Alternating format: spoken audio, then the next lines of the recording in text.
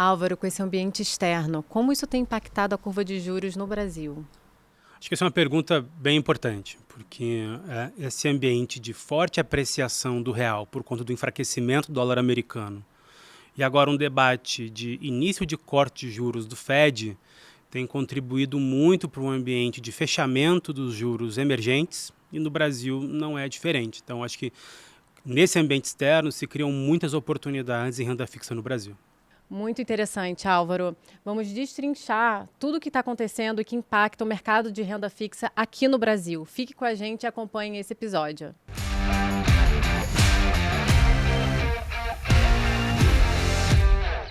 Sejam bem-vindos a mais um programa de estratégias de renda fixa. Eu sou Carolina Okamura e estou aqui, como todo mês, com Álvaro Frasson, estrategista macro. Bem-vindo, Álvaro. Obrigado, Carol, pelo convite mais uma vez. Frederico Cury, analista de crédito aqui do BTG Pactual. Muito bem-vindo, Fred. Boa tarde, Carol. Tudo bem?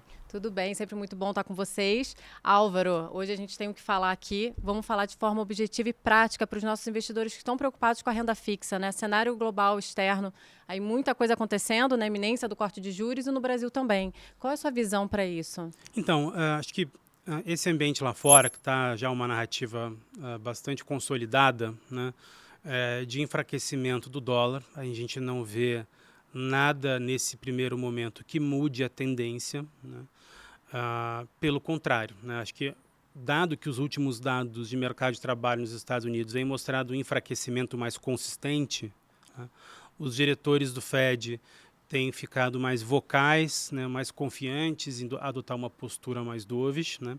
Vai lembrar que na última reunião do Federal Reserve, né, do FOMC, já teve dois votos dissidentes da manutenção, optando por um corte de juros.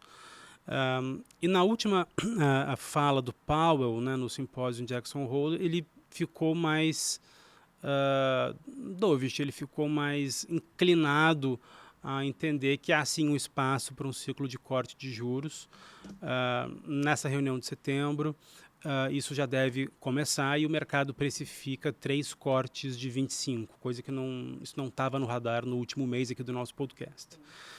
Então, a somatória de um câmbio que continua fraco no mundo, né? O dólar americano continua fraco no mundo e Fed cortando juros, quando a gente vem para o Brasil, o efeito disso é uma apreciação do real, essa apreciação do real levando a uma queda das expectativas de inflação, que por sua vez impactam as inflações implícitas na curva, e o que a gente tem é um fechamento dos juros pré-fixados maior do que do juro real.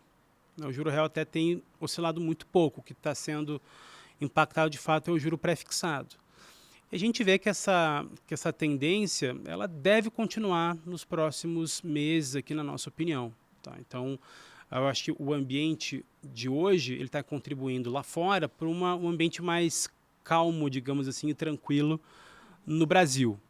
Quando a gente vem para a Copom, tudo bem, reunião de setembro é uma manutenção, mas a comunicação ela também é importante, porque tem mais sinais da atividade econômica mostrando uma consistência maior na desaceleração, as expectativas de inflação estão caindo, o câmbio está se apreciando.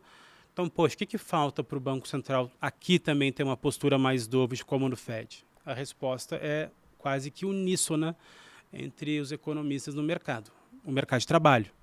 A gente precisa de um enfraquecimento desse mercado de trabalho para o Banco Central ficar mais confiante de que ele sim pode cortar os juros, porque estamos num momento de desaceleração do ciclo econômico.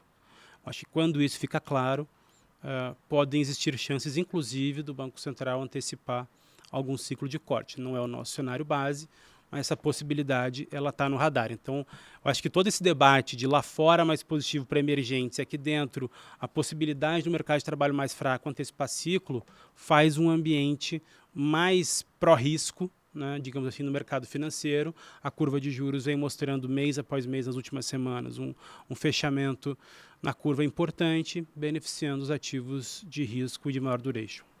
Excelente análise. Isso é até importante a gente, só abrir um parêntese, a gente está gravando aqui na semana da Super Bom Quarta, ponto.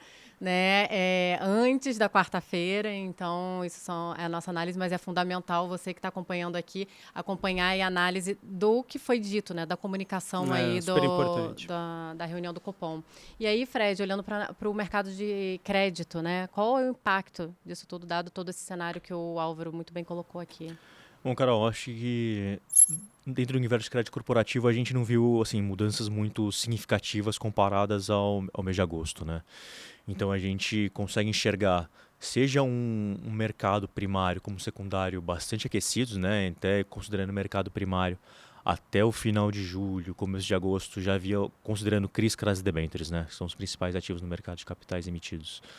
Já havia ultrapassado o volume de mais ou menos 280 bilhões, né? Um volume Muito bastante relevante. expressivo comparado com o ano anterior.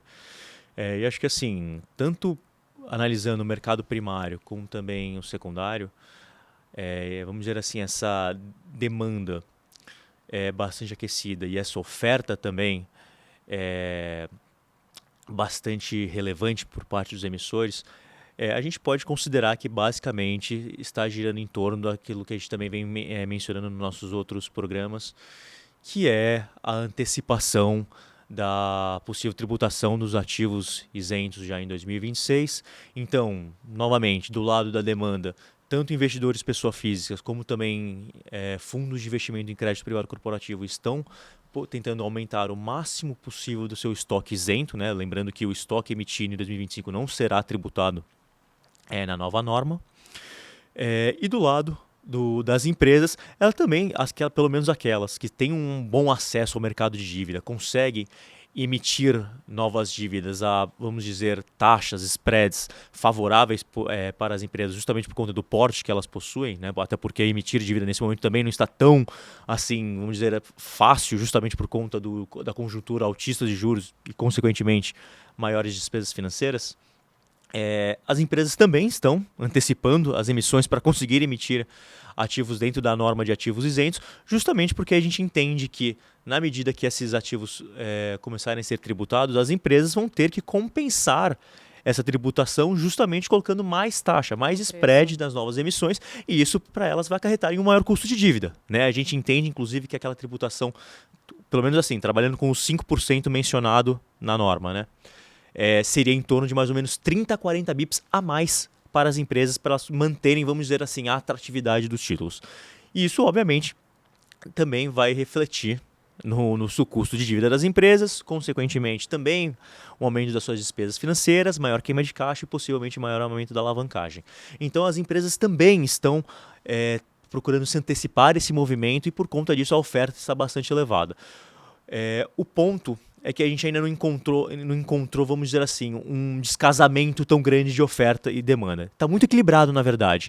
Então, aquele movimento de spreads mais apertados que a gente viu no passado ainda estão, basicamente, seguindo essa entoada, né?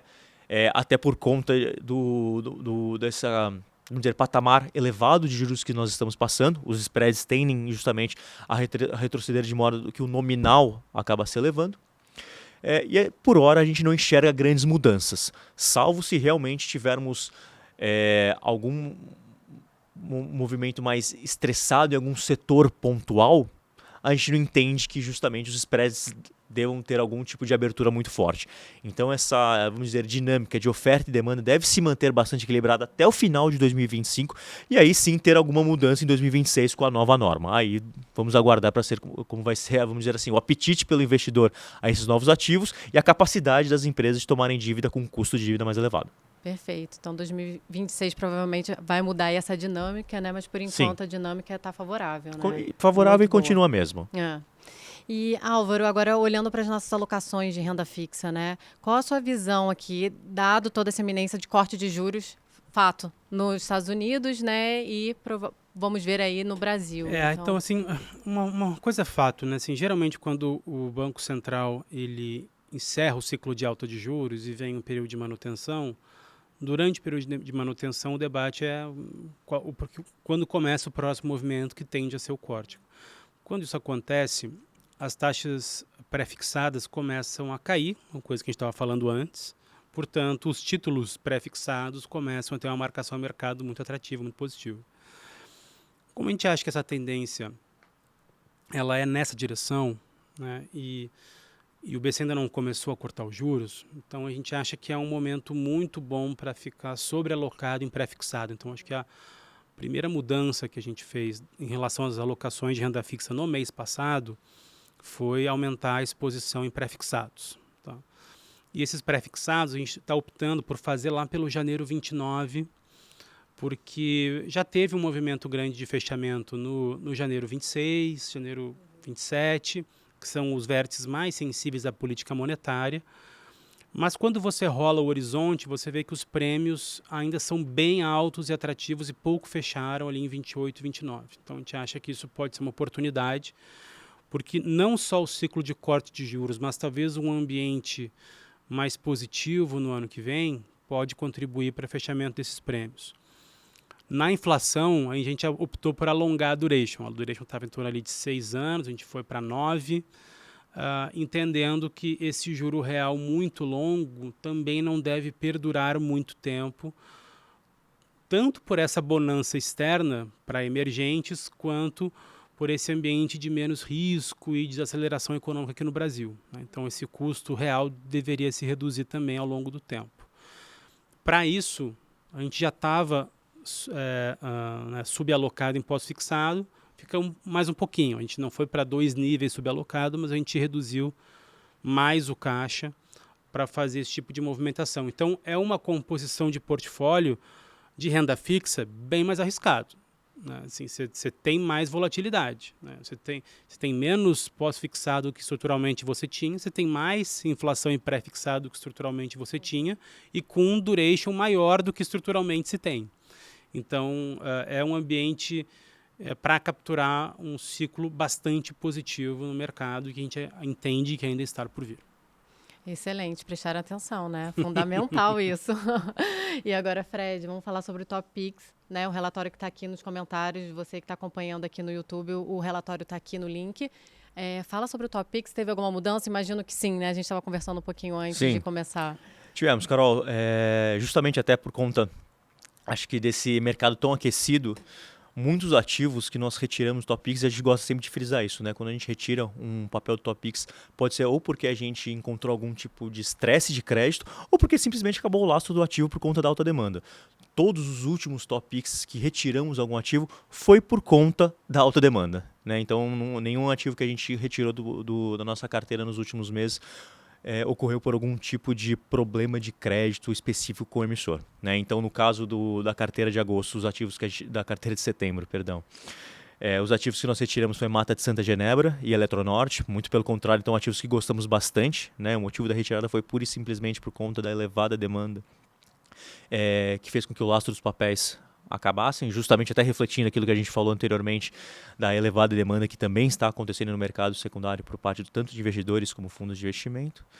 E os papéis que entraram dessa vez, todos são antigos conhecidos nossos.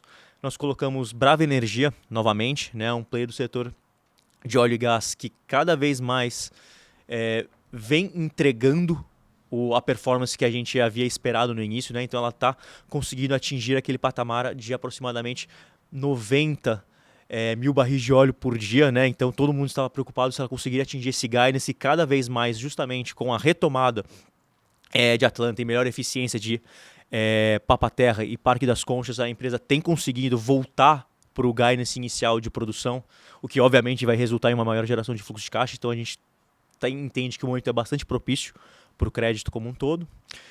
Colocamos Rialma, a gente até havia já debatido no passado, mas esperamos um pouco o funding do projeto ficar concluído e, obviamente, agora com a última emissão de debenture, ele já está totalmente endereçado, né? Então, apesar das outras 2 linhas de transmissão ainda não estarem concluídas, apenas o trecho 1 foi concluído, a eficiência da empresa em termos de obras e, vamos dizer assim, velocidade com o avanço da construção é tão boa que a gente entende que o projeto vai ser antecipado em 2 anos e meio.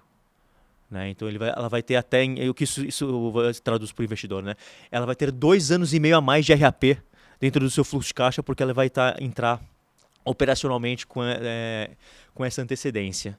E acho que assim, não só por conta do setor de transmissão ser bastante resiliente e previsível em termos de fluxo de caixa, essa emissão inclusive conta com confiança do BTG e do Bradesco até o completion físico que deve acontecer ao final de 2026. Então é um ativo bem interessante também para aquele investidor que é um pouco mais conservador. Os outros dois ativos que nós colocamos foi Vero, também um antigo player nosso do setor de telecom, inclusive é a maior ISP atualmente, é a maior em termos de margem, em termos de faturamento e também número de clientes, vem crescendo cada vez mais, tanto de forma inorgânica como orgânica. Então é um player que a gente gosta bastante. E por fim, um antigo conhecido nosso também, que é a Minerva. Hoje é o maior player de exportação da América do Sul. É uma empresa com uma liquidez extremamente confortável e o momento para exportação acaba sendo bastante eficaz. Vale mencionar aqui aquelas tarifas impostas para o Brasil em termos de frigoríficos não vai recair de forma tão abrupta em cima da Minerva, justamente por conta do portfólio diversificado que ela tem em outras regiões, então basta ela justamente direcionar a sua exportação para esses países e não concentrar no Brasil. E vale lembrar que o mercado asiático está muito aquecido em termos de consumo de carne, então ele poderia simplesmente, vamos dizer, direcionar essa demanda que ficaria reprimida para os Estados Unidos para o mercado chinês, que atualmente, e acho que basta pegar a estatística de crescimento dos últimos anos. Cada ano que passa, o mercado chinês continua consumindo mais carne e, consequentemente, entende-se que tem bastante, vamos dizer assim, profundidade para a Minerva dentro do Brasil direcionar as suas exportações para a China. Então, o impacto dentro da sua receita seria muito pequeno, por isso que é um player que a gente gosta bastante, colocando de volta no portfólio. Excelente. E você que quer ver mais sobre o Top Picks, não esquece, clica aqui no link. Bom, gente, muito bom. Acho que passamos por todos os pontos. Excelente papo com vocês, sempre muito bom. Valeu, Carol. Obrigado. Obrigado, Carol. Obrigada. E obrigada a vocês que nos acompanharam até aqui. Espero vocês no próximo episódio.